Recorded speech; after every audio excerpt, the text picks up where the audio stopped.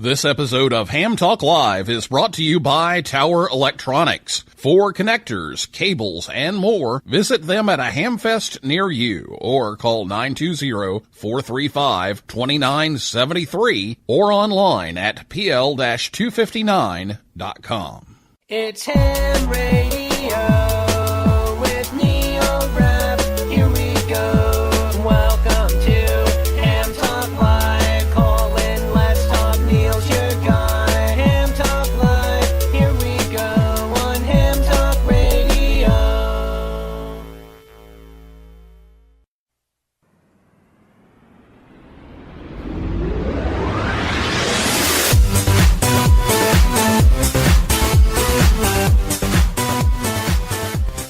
Good evening, everyone. It's time for Ham Talk Live. It's episode number 121. The Baker Island DXpedition live, recorded live on Thursday, June 28th, 2018. I'm your host, Neil Rapp, WB9VPG, and thanks for tuning in to another episode of Ham Talk Live. Tonight, we're joined by Marty Sullaway, KC1CWF, the social media manager for the KH7Z Baker Island DXpedition. And we'll have Don Greenbaum, N1DG, on a little bit later, and possibly some other members of the team live from the island later on in the broadcast. And we'll take your calls live, as we always do. Last week, Bart Yankee, W9JJ, and David Isker, N1RSN, were here to take your field day questions. So if you missed that and you still want to listen to that, give it a listen at hamtalklive.com, or the podcast version is available on most podcasting outlets, including Apple Podcasts, Stitcher, iHeart Podcasts, Google Play, TuneIn, and SoundCloud. We're also over on YouTube if you'd like to listen to it there. So get your questions ready for the Baker Island DXpedition. They are on the air. And we'll get the latest news from Marty, and then we'll talk to Don a little bit later live on the island. And the phone number for you to call in is 812-NET-HAM1. That's 812-638-4261. And we'll talk with Marty first, but that's the number to keep handy. When it's time to call, that's the number you'll want to call. It's not time just yet, but 812-638-4261, 812-NET-HAM1 is the number to call once we get to that point. You can tweet us anytime. You can tweet us now. That's at Ham Talk Live. And then you can also Skype us. We're on Skype as well. Just look for Ham Talk Live on there. So I'll be back with the chicken and fries right after this word from Tower Electronics, right here on Ham Talk Live. Hey, honey, have you seen the PL259s anywhere? No, I haven't. Come on, kids. Let's go. There's just one place to go for all of your connector needs. Tower Electronics. Tower Electronics. Tower Electronics. A giant warehouse of connectors and adapters for every occasion. Thousands to choose from in every shape, size, and color. And they have antennas, soldering supplies, cables, meters, and more. Where do you go if you want to buy a connector at a fraction of retail cost? Tower Electronics. Tower Electronics. Tower Electronics. And this weekend only, take advantage of our special liquidation sale. Buy 9 solder-type PL259s, get the 10th one for just 1 penny. They make great Christmas presents.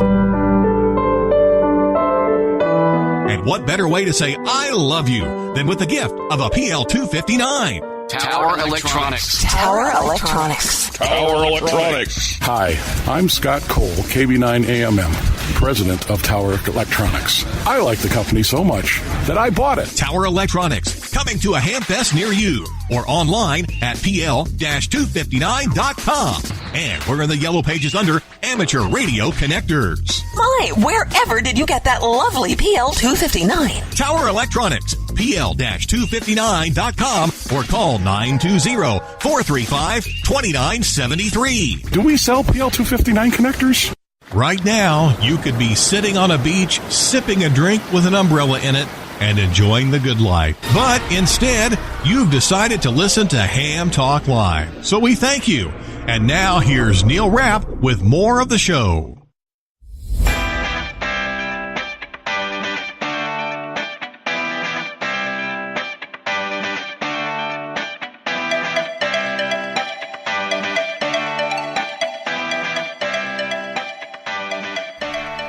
Thanks to Scott and Jill at Tower Electronics. They're going to be at Oak Creek, Wisconsin, that's South Milwaukee, July 7th, at the Hamfest there. And then in August the 5th, they'll be in Berryville, Virginia, the 11th, Huntington, West Virginia, and the 18th and 19th at Huntsville, Alabama, or you can visit them anytime at pl-259.com.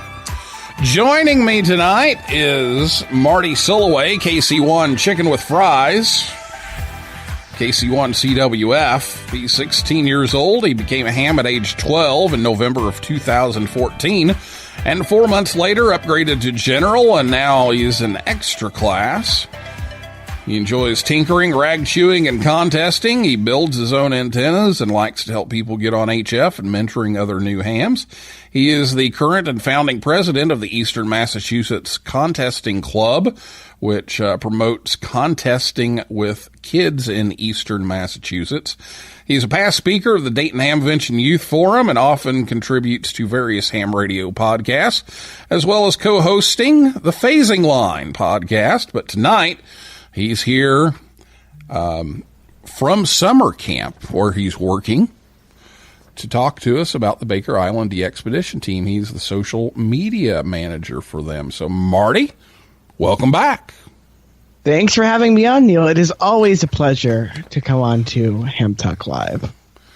Well, we've got a special one here tonight because you've been getting the word out on the Baker Island DXpedition even while you're away working at summer camp. And he's the only person I know that takes his microphone to summer camp. There's no other person here that has a Heil PR40 sitting on their desk. I can assure you that, Neil. I'm sure. But Marty does, because it's Marty. He does that kind of thing. And that's why we like him, because he does this.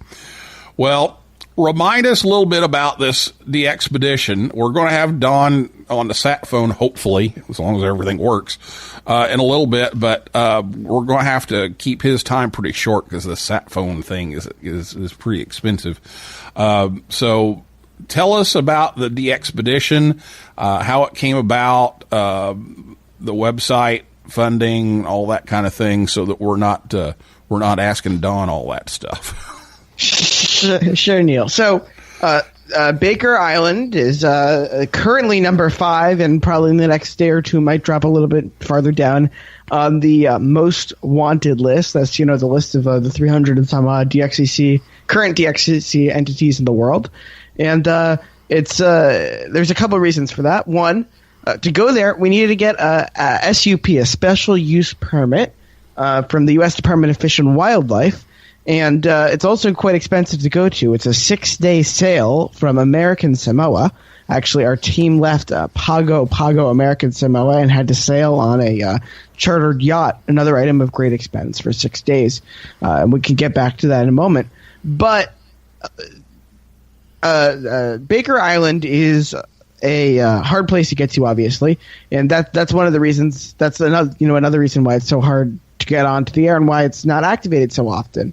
It's, as I said, a 6-day sail from American Samoa or Fiji, not far from Tuvalu, or all those islands.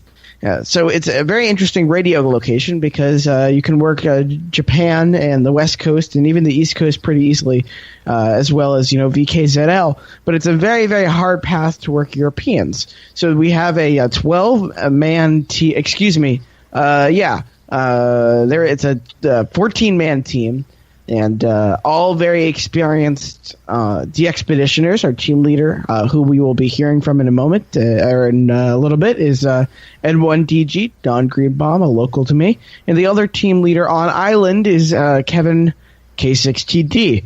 Now off island, unfortunately, due to some health issues, he wasn't able to come on the team to the island, but Tom Harrell, N4XP, was extremely involved in the selection in the planning process. Now, as with any of these island DXpeditions, it is extremely expensive to go on one of these trips.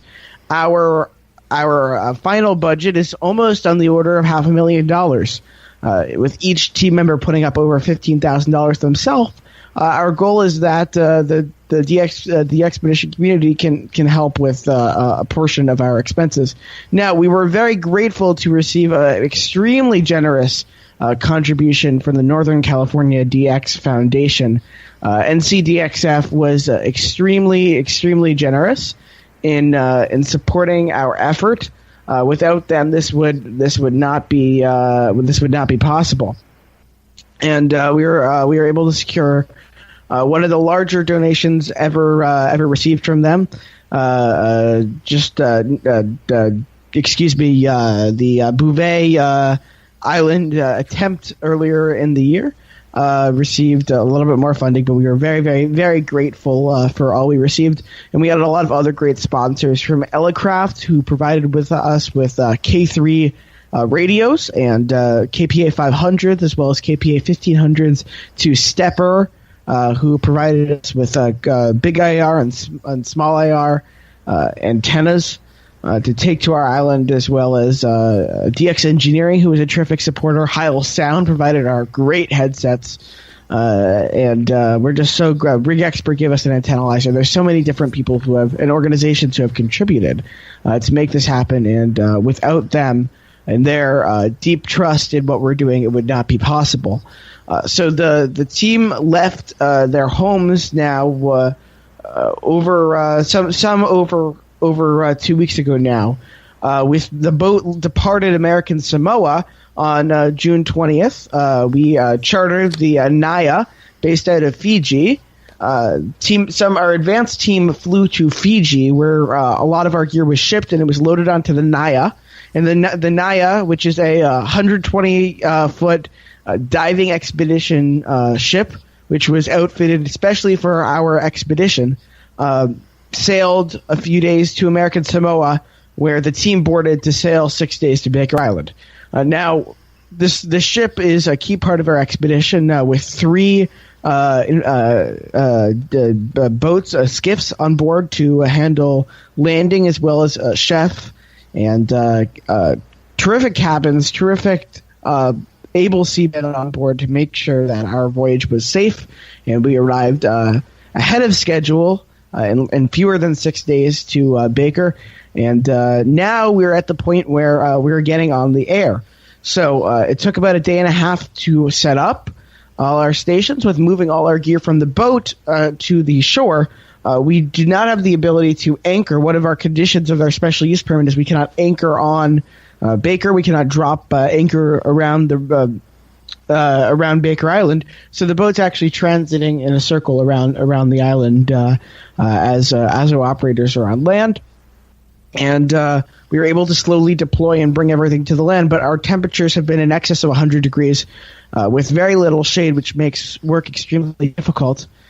So 2 nights ago, we had just a torrential storm, which was very unexpected and very out of season, and it destroyed one of the antennas at the water line, and also flooded our digital tent. At the time, we had some issues regarding our network between tents, and some other technical issues, but we're slowly working out those bugs. So from the beginning, we had to secure. We were very grateful for all our donors. We're always still trying to secure more money to cover our expenses, but we started about a year and a half ago. I first talked to the team leaders in before last July, almost a year ago. To June 20th, when the boat departed Pago Pago, to the 26th, when we were already on Baker Island. And now we've been QRV for over 24 hours, so it's been a long journey.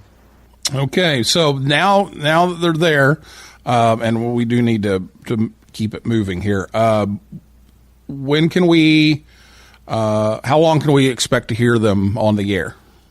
So the team landed on Baker on the 26th, and the plan is, as of now, to be QRV until the 6th of July. So that's a nice big window for everybody to work at. More than 10 days QRV is the goal here. Okay, and what's the best way for people to get updates while they're on the island? Well, there's two big ways we've been posting information. I'm in daily communication with the team, as well as our chief pilot, Don Mikes, AA1V, and we talk to the team several times a day, both by BGAN and Iridium communications, as well as Delarm inReaches, so we can track the team and we can also exchange messages. So we are in constant communication with the team, and then we broadcast information to the outside world both through our Facebook group, KH1/KH7Z Baker Island, is I believe what you have to look up on Facebook, as well as our news and press website, KH7Z.net. We also have another website, Baker2018.net, that has more information, but our actual live updates are being posted on KH7Z.net. Okay. So how did the landing go, and then how are they dealing with that heat? So the landing was rough. There was some surf to encounter when the team made their attempts to land at the island. But we have an extremely experienced vessel crew and an extremely talented and experienced and prepared DXpedition team.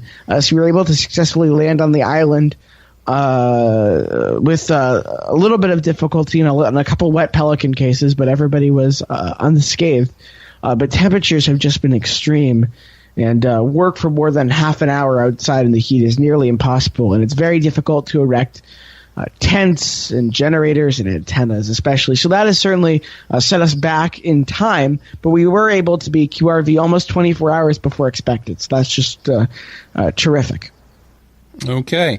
And one question that's come in from DD5LP over in Germany and from K0MD, they want to know how are the conditions, because they're seeing an awful lot of FT8, and we thought that FT8 was going to be kind of a backup plan, but there's an awful lot of FT8 going on. So is that due to conditions, or are the conditions pretty bad?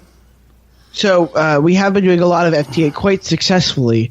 The key to working us at FT8, if anybody wants to work us to FT8, is please go to breaker2018.net, and if you go to the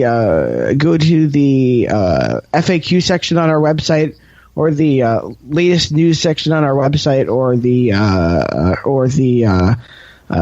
homepage, I believe, and you browse around, you will find the very important information on how to set up your WSJT software. It has to be the 1.91 release, I believe, into a DXpedition mode, because remember, this is not standard FT8. We are working several people at once, and if you do not read the instructions, bad things will happen. So please do that. But we've been trying to deploy as many modes and bands as we can most effectively to meet the demands, and we're trying as hard as we can to get as many stations on the air and working as quickly as we can. At this time, 3 of our big antennas are up, and we continue to erect more, and 6 of our 8 stations are set up. And we have not done an initial satellite club log upload yet, but we expect that to happen before 0300 Zulu tonight. Okay, well, we're going to take a break here, and we're going to try to get all this satellite phone stuff worked out so we can join Don live on the island here in just a few minutes. So I'll be back with Marty and hopefully N1DG right after this word from the National Voice of America Museum of Broadcasting right here on Ham Talk Live. The National Voice of America Museum of Broadcasting, located in Westchester, Ohio, just north of Cincinnati, is only 2 minutes off I-75.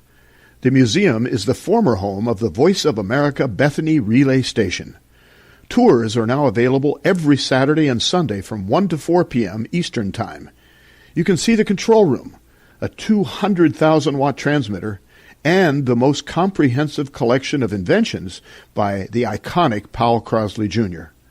Also on display is a huge antique radio exhibit and R.L. Drake's personal collection of most every Drake amateur rig ever made.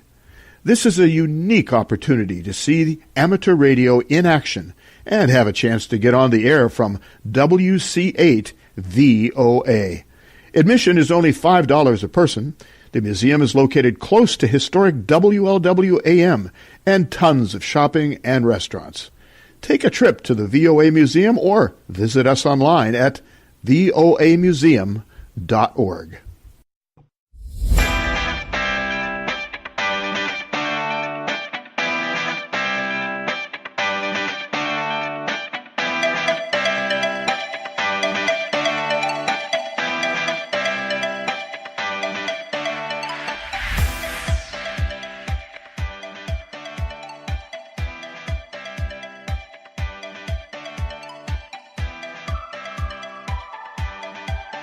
Welcome back to Ham Talk Live. As you can probably tell, we're having some difficulties getting the connection made over there to the island, so we're going to work on that here, and hopefully we'll get the technical problems worked out. Ham Talk Live is on the air every Thursday night at 9 p.m. Eastern Time right here at hamtalklive.com, and be sure to check us out on Facebook, Twitter, and Instagram. And we'll see how this is going to go. We're going to try Plan C here, and hopefully we'll be able to get to these guys. You got to dial 27 numbers to reach Baker Island, so it takes a little while, and we couldn't get through our normal way here. So we'll figure it out, and we'll get the team on here. How are we doing, Marty? Standing by. Okay, we've reached the Baker Island Bar. We got it. Don around? The Baker Island Bar and Grill. Hello? Oh, hey, Kevin. How are you? It's Marty. Okay. Little hot, little sweaty, little tired. Little hot. Dirty. Okay, is Don around? Or do I have you? Yeah, here he is. Hello. Hello, you're on the air. Hi, Don. Okay, cool. N1DG here. Tell how you're on live on Ham Talk Live here, and I hope the audience can hear you. Okay, thanks for taking a second to break in here. How are things on Baker? Well, extremely hot, and as forecasted, a little tricky getting in and off the reef. It was a long voyage here, but it's mostly the heat that's keeping our work efforts on erecting the camp a little delayed, but we have 4 antennas up in the CW area. We have 3 antennas up in the sideband area and 2 in the digital area. We have all but 1 station up and running. The first night we had the second night we had a very bad squall come through that broke most of the CW antennas that we had worked for 2 days to get up. Those are all repaired now, and we're making cues at a pretty good rate. So with the delay, we're up to 10,000 cues, but we'll take it from there because even though it looks like we're going to get some rain again tonight, we don't need to be out working, and if the winds are not too bad, it won't affect them. Hey, Don, we've had some people write in asking about FT8 with the conditions there. How are the conditions, and is that what's driving so much FT8 right now? Dolphins around the boat. Zillions of birds on the island. I mean, I've never seen so many birds, and they never shut up all night long. Crickets, sooty terns, probably a million sooty terns that don't know when to stop flying and squawking. But fans aren't too bad. We have over 500 cues on 160. We haven't seen 10 and 12 open even to Japan. Sideband is very slow, but when we can't make QSOs on sideband, we're having very good luck on FT8, which we also started up yesterday. And we're giving it a good go in all bands and modes. And tonight we will deploy the 6-meter antenna. So starting tomorrow, we will be QRV on 6 meters. That's amazing, Don. And you guys have been doing just a fantastic job. How have the pile-ups been? How are the what? Pile-ups. Pile-ups are great on 17 and 20. 40 has been spotty, and we only a few hours ago got up the 30-meter CW antenna, the good one. So the pile-ups should get better from here, but I don't think conditions, I haven't seen the solar flux numbers, but I don't think conditions have been extremely, since we got really going yesterday, but I could be wrong on that. Yeah, well, you guys have been doing just a great job with an A of 6 and a K of 2 and no sunspots. So you guys are killing it. Marty, can we ask Don about that? It was the FT8 driven by those conditions? Yes. I can hear Neil, but you can't. Neil asked what has been causing you guys to go to FT8, not being able to get radon phone? Well, say that again. You just broke up. Why have you been using using FT8 due to the challenges of phone? Yes, because what has been happening is the signals are right at the noise level, and FT8 is a low power, low signal mode. So by using as little as 30 watts, we're able to work stations that don't hear us when we're running 500 or 600 watts. So, one point last night, I was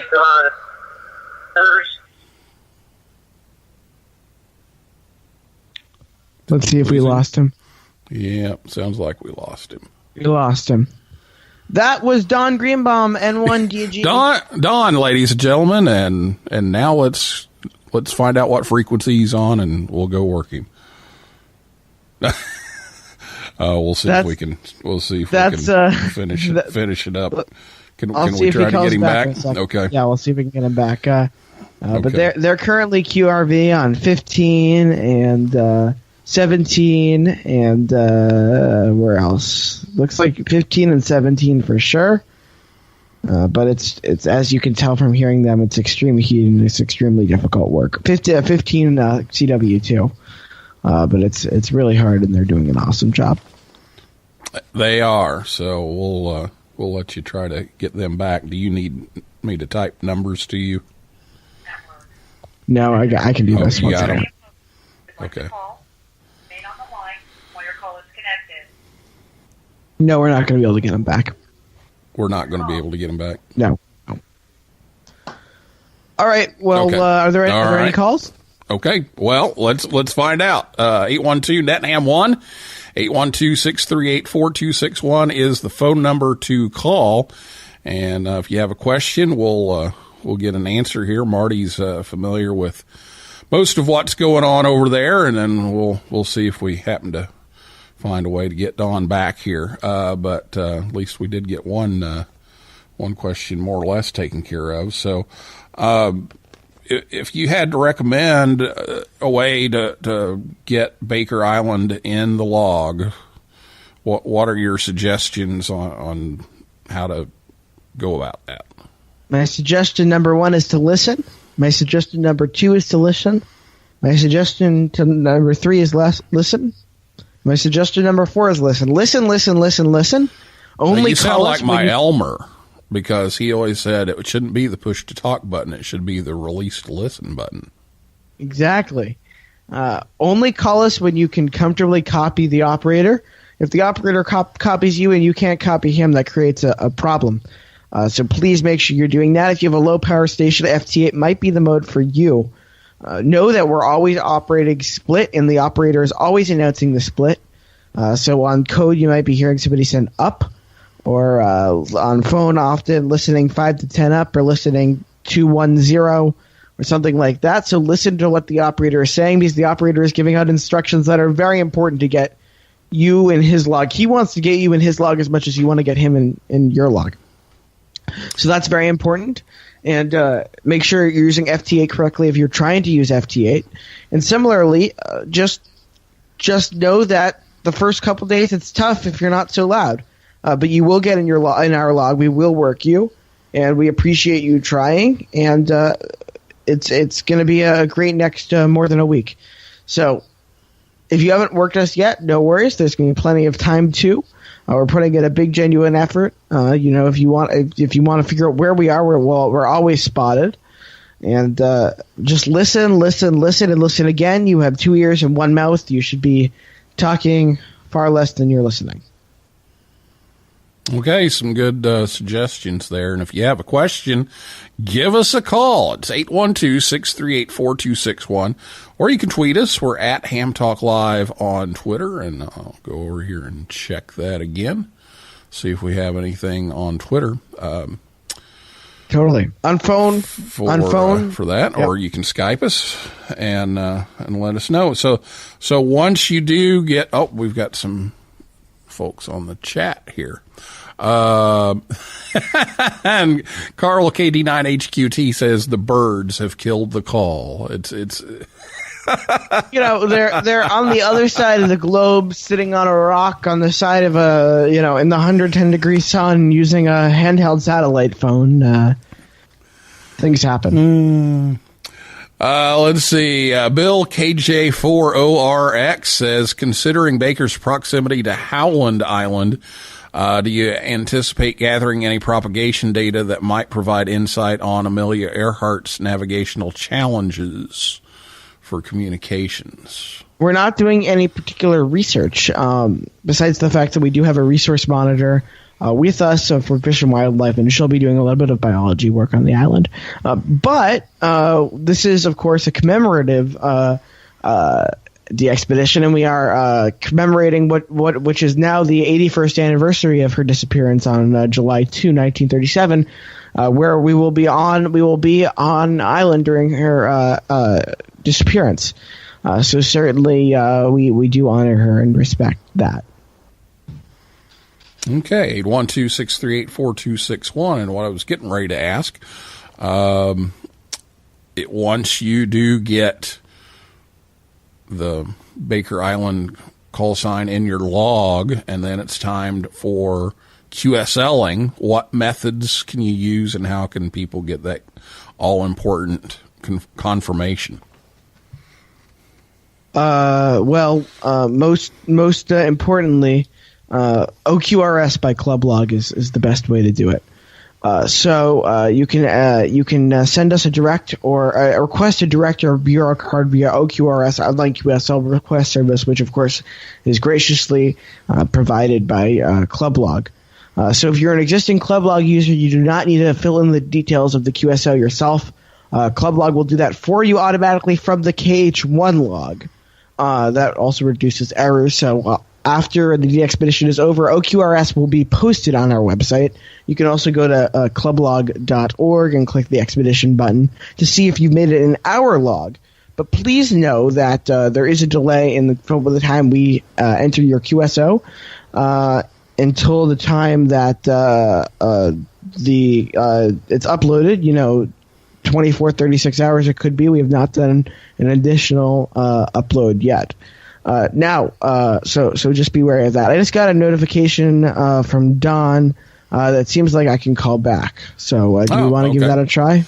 Yeah, let's give it a try. We'll see if we can get him back here. We have a few minutes.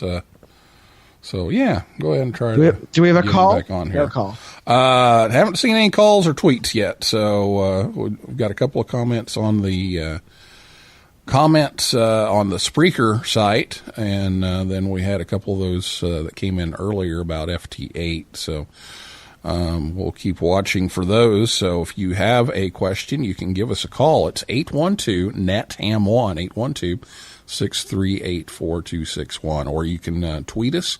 We're at hamtalklive on Twitter. If you're on Spreaker, of course, you can type a comment, and that'll pop up on the screen here. And you can also Skype us. We're just Ham Talk Live on Skype. So we'll try to get Don back on here and see if we can get a few more minutes with him on the island. And we'd like to take a call if we could, but we'll see how that goes here. So we got Don back. we got Don back. We Okay. got Don back. You back? All right. Yeah, we're He's back. Can you stick around for another Okay, minute sorry or two? about that. We got disconnected. It's the power of satellite telephony. It happens. Thanks for coming back. Okay. So maybe if we can have another minute or two of your time, tell us about living conditions on the island. How is that? Sure. So we have 4 sleeping tents. That'll house all the team at night. We also have a dining tent, 15 by 12 foot. We also have overflow if we need more people sleeping because shifts aren't happening. There are 3 stations in 2 of the operating tents and 2 stations in another tent. The CW tent is about 1,200 meters away. The other 2 stations are separated by about 150 to 200 meters. The antennas are spread up and down the whole western side of the island. So we're not getting a lot of interference. Each day the boat brings in a hot meal at lunch. And we make our own breakfast, usually scrambled eggs, and dinner we have sandwiches. The reef's kind of rough, so we try not to go too many times over the reef. And there's only 2 4-hour periods a day during light when the waves are mid-tide and it's accessible over the reef. So it took us 2 days to get everything on the island with those restrictions, and we're not going back to the boat spot. So we're basically in 100-something degrees during the day with bright sun. So How is filtering in with lots of fans inside the tent. Go ahead. How are the temperatures at night? Oh, it gets quite cool. I bet it gets down to about 100 degrees. Oh, nice wow. and chilly. Nice and chilly. It's the equator. There isn't much difference except no heat of the sun during the night. That's the only difference. And you hope for a breeze because we have no fans in the sleeping tents. Most of us are just lying there. Except for the night we had that rain squall when we were wondering if when we woke up the tents would still be there. Understood, Don. Well, thank you so much for taking the time to talk to us tonight. No Don, problem. thanks, and hope to get you in my log. Very much so, Don. Very much so. 1 second, Neil. I'm going to step off for a Okay. second. All right.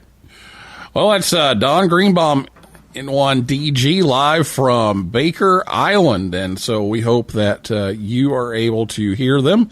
And again, they will be adding more stations as the days go on here. But looks like you have until July 6th to get them in your log if you want to do that. So hopefully they'll get some breeze and kind of cool things off a little bit. But we're having heat indices up in the 100 range here in the Midwest, I know. But when the ambient temperature is 100 degrees and then a heat index on top of that, it's that much worse. So can't imagine what they're having to go through to try to sleep through that and work through that and get these stations all up and running. But sounds like they're off to a good start and a little extra time, a little bonus time. So that's always nice too, that we get an extra day or so of opportunities to get them in the log. So we appreciate Don and the team for doing all this, and we appreciate Marty for going for plan C here on the phone connection and getting everything working and answering a lot of these questions. So we've got just a couple of things left to take care of, but Marty, are you back? Oh, he is not back. Okay. I'm back. So, he is back. Okay. All right. So any last things here before we take off that people need to know? Sure. Basically, we should see a log upload in the next 2 hours. All of our FT8 queues may not make it fully in, but you are in our logs. If you got a double R and a 73 from us on FT8, do not fear, you were actually in our log. There's no doubt of that. So don't lose oversleep on that. Any sleep on that. And we'll hear from you real soon from King Henry 1 / King Henry 7 Zulu. And just so you know, we've made over 10,000 queues, the majority of them in the last 18 hours. So it's been very good. Obviously, the 100 to 110 degree temps for weather has been difficult. Okay, and the updates will be coming once a day, is that right? Once or twice a day, KingHenry7Zulu.net. Okay, very good. So you can check those out and make sure that you're there in their log, and we've got all kinds of stuff going on there, so hopefully we'll have plenty of chances for you to get in there and get it in the log. So, Marty, thank you for coming on. It's my pleasure.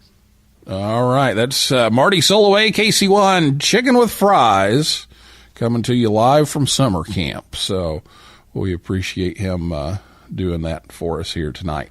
Well, a couple of things I wanted to mention.